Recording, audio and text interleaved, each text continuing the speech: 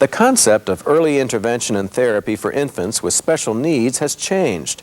The Individuals with Disabilities Education Act mandates intervention beginning at birth for all children with physical challenges and special needs.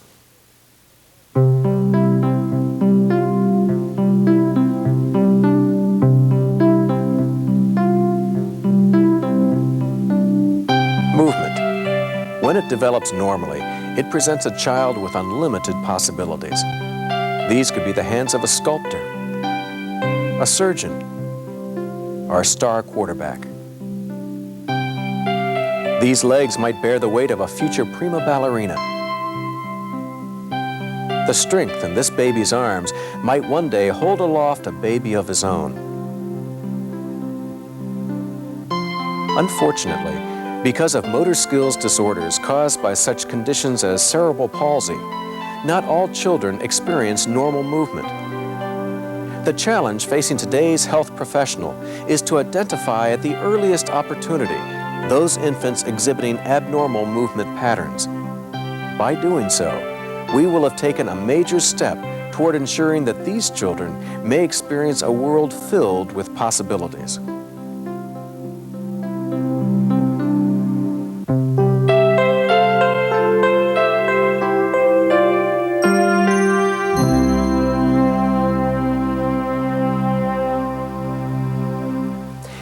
Every year, tens of thousands of children are born with physical challenges and special needs, such as cerebral palsy, that affect motor skills development.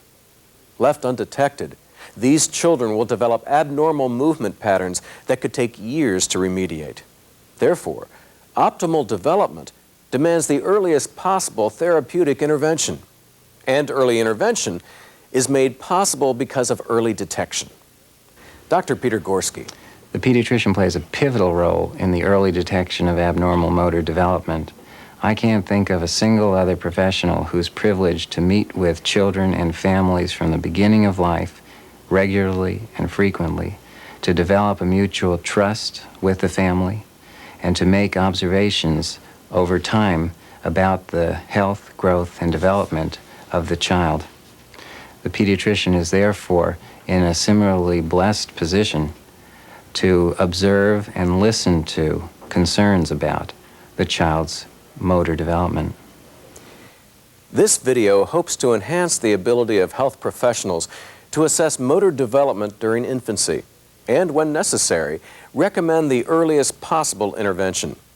We will do this by sharing with you insights from parents and professionals experienced with infants with motor skills disorders, and also by demonstrating methods of assessing abnormal patterns of motor development. Again, Dr. Gorski.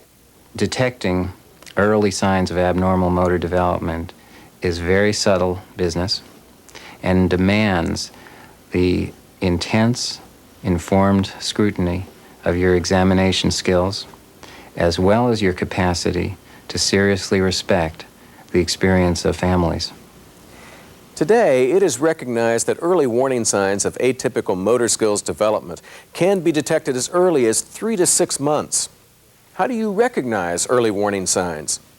We believe there are 2 simple and readily available tools that, used separately or together, will alert the health professional to possible motor skills problems: observation and concern.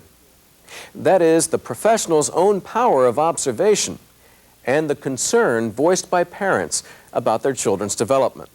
First, the parents. Ricky was around 3 months old. We were going to adoptive meetings with other adoptive parents with children Ricky's age, and that's when I first noticed that Ricky wasn't doing the two-handed manipulation that the other children were doing. I brought this to the attention of my pediatrician, and he said, let's just see what's going to happen. Don't worry about it. Let's see what happens next month. Let's see what happens the month after. At 5 months old, he said, wait till he's 6 months old, then we'll talk about it. If we don't see any improvement. 2 days after I brought him back from his visit with the pediatrician, he wasn't using his left hand. He was laying in his crib, swatting his toys with his right hand. I got so aggravated that I found the largest handkerchief I could find to tie his right arm down to force him to use his left arm. And then I said, before I even started doing this, and I've got the handkerchief over him, I said, "You're losing your mind." And I called the pediatrician, and I said, "Get me to a neurologist, give me a name. I can't stand it anymore." Mrs. Carl's baby was eventually diagnosed as having cerebral palsy. Parents today are more knowledgeable about their infant stages of development and often carefully monitor their child's progress. So how important is it when a parent shows concern?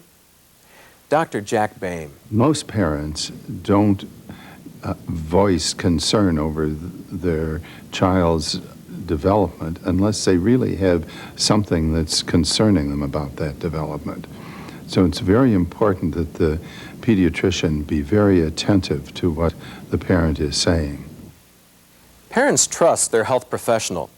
If the professional fails to share the parent's immediate concern about a child's development, the parent might go home with a false sense of security about their child's condition. Of course, you take your child to your doctor and you voice your concerns, and what does a mother want to hear? She's fine, give her time. So she looked fine. I mean, 10 fingers, 10 toes. So I was, oh, great. The doctor says she's fine, so I go home and I'm happy. So at 6 months, we went to the pediatrician, and I again stated my concerns and said, I'm getting much more concerned because here this twin right in front of me is doing all these things. And I knew Patrick was motor advanced, but still, I also knew that we were starting to get delayed in some things. And he said, no, he really wasn't concerned at all, that, it would be something to watch, but he really wasn't concerned. What follows is a role-playing exercise that demonstrates the kinds of communication that can occur between a doctor and a parent. Notice whether the doctor listens to what the parent is saying and how the doctor attempts to satisfy this parent's concerns. Okay, let's roll Bobby over onto his stomach. Okay. Doctor, I keep waiting for him to roll over by himself. Well, he'll do that soon enough. But my friend says her son is sitting up already, and he's the exact same age as Bobby. Well, Mrs. Pearson, each child develops at his own pace. And Bobby's going to be rolling over soon enough, and then you're going to have to worry about him rolling right off the bed. Though the doctor may be right, he did not really answer the mother's concern. It would be more helpful if the doctor responded to her this way. You don't seem too convinced about my reassurances. There's something else you're concerned about? Well, he seems very moody. How do you mean? He cries a lot more than other babies I've seen. I don't know when it'll start or even if I can console him. And I'm not the only one who finds him so challenging. Well, let's do this. Bring Bobby back in 3 weeks instead of the normal 3 months. And between now and then, I'd like you to keep a diary. Keep track of his moods, his movements, things that might concern you. And that'll help us with our evaluation. If it is decided that intervention is needed, the opportunity has been created for the child to receive therapy 2 months earlier than if the doctor had waited until the next well-baby visit. Sometimes a parent's concerns and a doctor's own observations warrant the doctor recommending more immediate action. You seem awfully concerned about Bobby's development. Well, with my other kids, when they were Bobby's age, they seemed stronger, more able to do things with their arms. His movements were a little stiff. Do you ever have any trouble when you're diapering him? Well, yes, quite often, now that you mention it. Well, I'm not sure any of this indicates a problem. But just to be on the safe side, why don't I refer you to a specialist? He could do a complete exam on Bobby. Great, I'd like that. If this child was developing abnormally, then by really listening to the parent, the health professional has created the opportunity to intercede before the child develops additional abnormal movement patterns. Mrs. Maganite, you remember, voiced her concern about her infant's development at 6 months. Listen to how her physician responded when she brought the child back at 9 months. Okay, when I took the boys in at 9 months, I mentioned all my same concerns that I had said prior to him and said, now there are big differences, and he put Peter on the examining table, and he turned to me and he said, I blew it. I should have listened to you at 6 months. Many times, however, a parent can't recognize early warning signs of developmental problems and must rely on the expertise of the health professional. Well, Carolyn's my second child, and I really thought that she was developing faster than my first child. She was very erect. She held her head up much sooner than Stephanie did. And when you look back, those were all signs of problems rather than something to be bragging about. In this case, it was my thinking that there was no problem. Our pediatrician never really said there's a big problem. It's just children grow out of low tone. But let's give them that edge and get them into therapy. He's an excellent pediatrician. I just don't think that he knew what to look for with Lindsay. And I think had he been able to notice those little telltale signs in order to diagnose something like this, that he would have immediately said, you know, Jill, I think something's not right and we should look into it right away. Mrs. Levinson is right. Observation skills are critical in assessing atypical motor development. This is Dr. Elsbeth Kern, a pediatrician from Bern, Switzerland. Dr. Kern first realized the critical importance of early intervention over 35 years ago in order to provide atypically developing infants with the opportunity for the earliest possible intervention. She began to conduct an exam that relies on the observation of movement and postural alignment. Pediatricians around the world have benefited from her experience and training. We have learned we get much more information from observation as we get from, for instance, table of reflexes, milestones, and so milestones and tables of reflexes, they should be a guideline. If a child is not appropriate what you expect, you should examine it more closely. But they don't help you towards a diagnosis. You get more out of it when you observe. We are trained to do an active physical examination, performing certain procedures on the patient, such as listening to the heart, listening to the lungs, looking in the ears and the throat, as opposed to pulling back and observing and basically physically or actively doing nothing to the patient other than watching, observing, and interpreting actually what we see. And part of the value of Dr. Kern's assessment techniques is strengthening the importance of what we observe. The observation skills are much more important and reveal much more information than we were ever led to believe. The exam that follows is a condensed version of that used by Dr. Kern. The child's movements are observed as the child progresses through 8 standard positions: supine, sideline, prone, pull to sit, sitting, standing, horizontal suspension, and protective extension. In these positions, the health professional should look for variability in the movement of the baby, muscle tone, tightness or floppiness of muscles that would interfere with normal movement patterns, and the ability to move against gravity. In our exam, we will be comparing and contrasting the movement of 2 babies. Zachary, 6 months, is healthy and developing normally. All the movement highlighted in our exam is typical for the baby's age and is necessary for continued normal motor development. Michael, 6 months adjusted age, has been assessed as exhibiting atypical motor development and has been referred for therapy. In the supine position, look for head and midline, anti-gravity movements of arms and legs, reaching, grasping, and manipulating objects, pelvic lifting, visual tracking, 180 degrees across midline.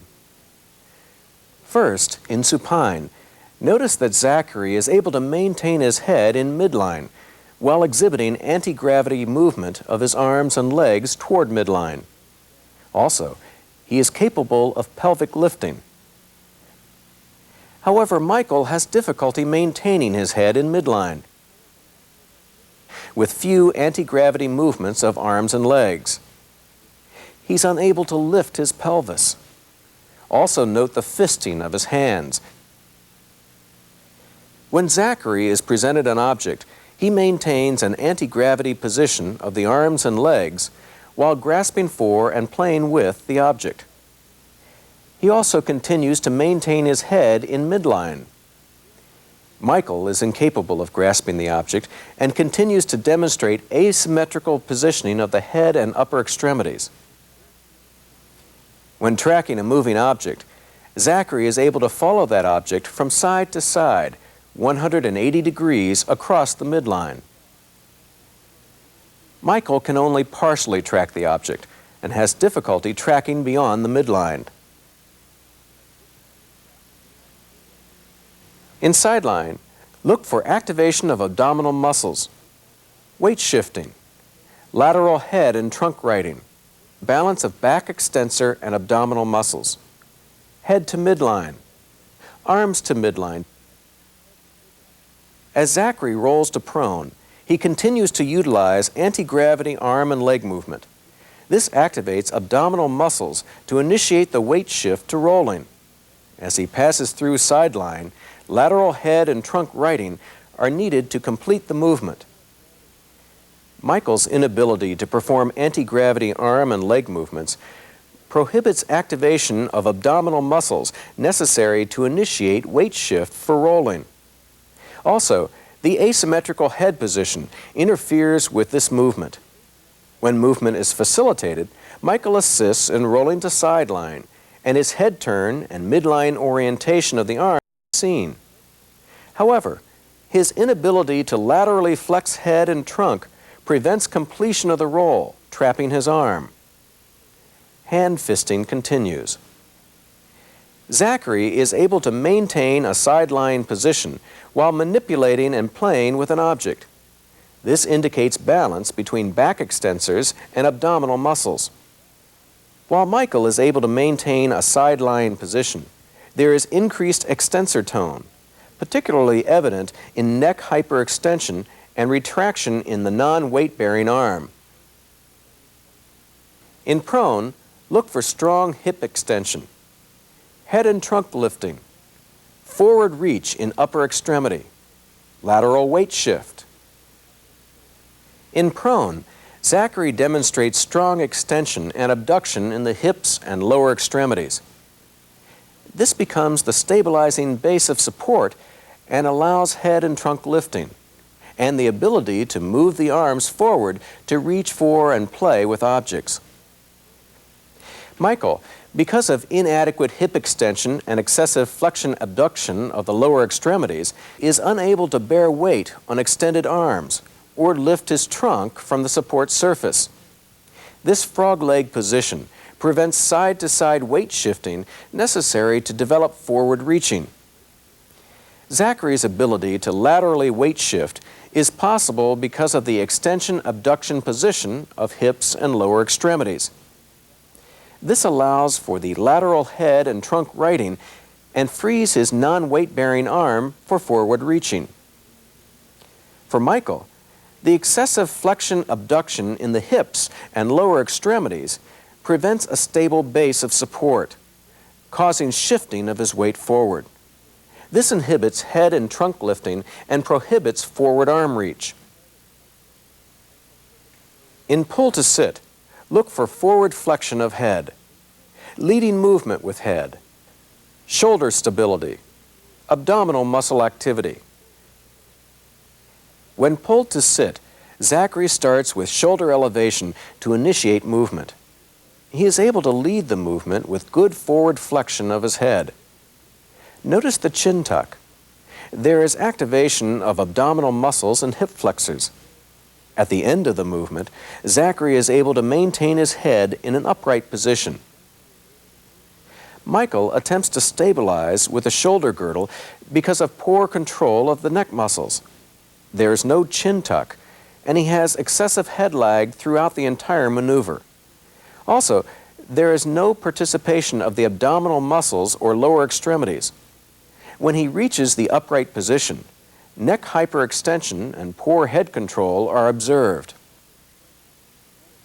In sitting, an infant should actively lean forward, reach for and play with toys, regain upright sitting with good back extension, maintain midline orientation of the head. In supported sitting, Zachary is able to come forward to reach and grasp for a toy.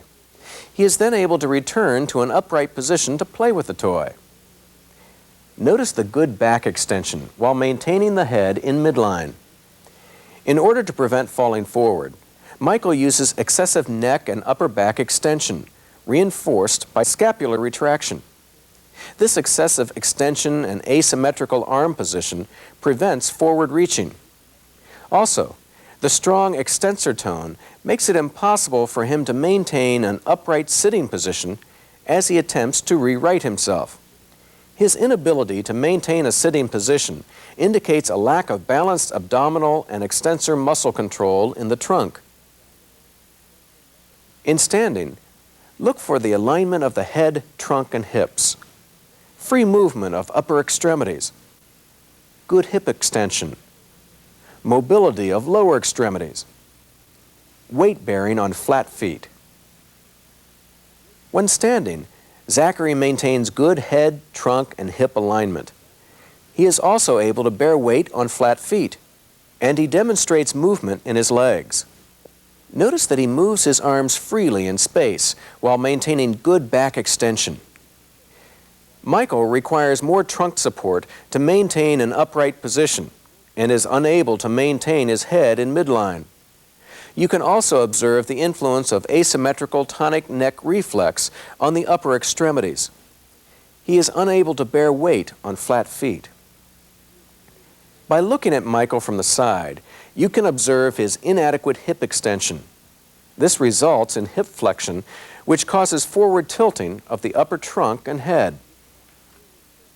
In horizontal suspension, look for anti-gravity extension, alignment of head, trunk, hips, variety of upper and lower extremity movement. In horizontal suspension, Zachary maintains good alignment of the head, trunk, and hips using strong extensor muscle activity. There is a variety of upper and lower extremity movement against gravity. Michael exhibits inadequate neck, trunk, and hip extension against gravity, which interferes with his ability to produce a variety of arm and leg movements. Once again, we witness the influence of asymmetrical tonic neck reflex on his upper extremities and his inability to maintain head in midline. In protective extension, look for spontaneous forward movement of arms, maintaining anti-gravity head, back, and hip extension, and a midline orientation of the head. In protective extension, Zachary is able to bring both arms spontaneously forward to protect himself against downward movement. During the movement, he continues to maintain anti-gravity head, trunk, and hip alignment, and a good midline orientation of the head. Michael's inability to bring his arms forward is directly related to the inadequate anti-gravity extension he demonstrated in horizontal suspension. In addition, the asymmetrical tonic neck reflex also interferes with his ability to bring arms to midline for a protective response. Each child who has atypical motor development is going to exhibit abnormal movement in slightly different ways. By incorporating Dr. Kern's philosophy, taking the time to observe a child in these 8 positions, looking for quality and variety of movement, and whether the child is capable of moving against gravity, a pediatrician has the best opportunity to detect abnormal movement patterns. What if the exam reveals atypical movement patterns? For an accurate diagnosis, a pediatric neurologist, developmental and behavioral pediatrician, or a physiatrist should be consulted. However, the first consideration should be for therapeutic intervention. Dr. Nelson. The basis for early referral, diagnosis, and intervention is to prevent a small problem from becoming a large one. And if we don't have that crucial component of diagnosis yet, but we have all the warning signs to indicate the need for referral and multidisciplinary assessment, and then we see some basis for therapeutic intervention, I think that in general the standard in the field is to proceed and hope that we can cause some improvement in the child sufficient to prevent the diagnosis from being applied. Well, I think it's extremely important to encourage physicians to establish a relationship with a physical therapist in which they can talk about how to get the treatment children need early while not unnecessarily worrying the parents during a time when the diagnosis may indeed be uncertain. The child with cerebral palsy moves in patterns that gradually stiffen the muscles more and more. When the child is motivated to move, however, he is going to try to find a solution to this problem of a body that can't be controlled in the way that it should be. And that solution usually is to move in very limited ranges, to be safe, to not take chances that normal children do when they move. And his range becomes more restricted, his muscles become tight, and he doesn't have the opportunities to experience the variety of movement that actually is usually possible. Therapists set up a treatment environment that is a play-like environment that's fun for the child, which is motivating, which is extremely important, and give them supports in particular parts of their body where maybe they're having more trouble than another part that then lets them move more freely. We might take them through a movement by handling them to give them the experience of a type of movement that they haven't ever experienced before, and gradually build strength, which is very important in children with cerebral palsy. If movement is hard, they tend not to move enough, and so they get weak. There are many secondary complications like weakness and tightness that can be prevented. We can't totally keep those muscles from getting tight, but with early therapy, we can definitely, I think, create a better alignment for sitting, for standing, for all kinds of movements that are very important for children. The approach we basically take is prevention at the risk of some false positives. That is, a child who may initially look very abnormal, then we recommend therapy, the child starts receiving some kind of intervention, and if 6 months later we can't find anything at all wrong with that child, the progress is good in every single area, we're willing to say this child is ready for discharge from therapy, rather than making the alternative error, which is a false negative, where we assume the child's normal even though there are risk signs present, and just keep on following the child, waiting for it to get bad enough for us to refer. It was very beneficial to get Ricky in physical therapy as early as I did because, one, he didn't have bad habits to unlearn, or he didn't have many bad habits to unlearn. We got him in before he started walking and before he started crawling, so we could teach him how to crawl and walk, which he had to be taught. He wasn't allowed to become lazy. Poor patterns weren't allowed to be formed, and therefore, because we were right there, we were able to stop, block, and those kinds of things from happening and accelerate the positive kind of moves that should be made in order for him to do the kinds of things that he should be doing as he grows up.